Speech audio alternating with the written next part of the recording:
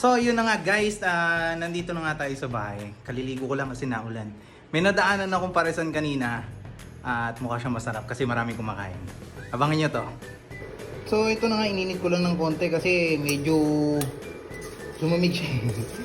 Medyo maulan kasi ngayon kaya naisipan ko lang ito. At ito, iniinit ko na siya. Tara, tikman natin. So ito na nga, tikman na natin.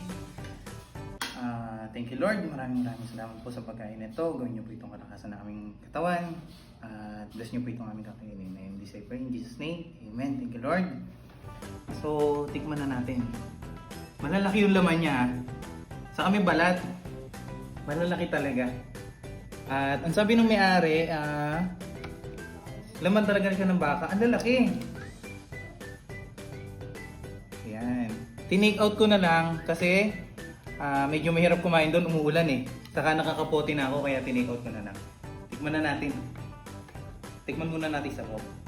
Hindi ko na ano to kasi nilagyan ko na siya ng paninta doon sa kanila kanina.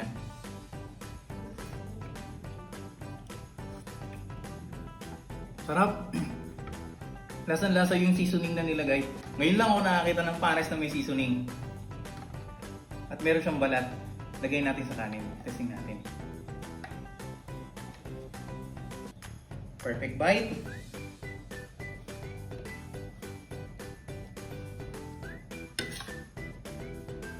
Lamig-lamig. Perfect bite. Thank you Lord.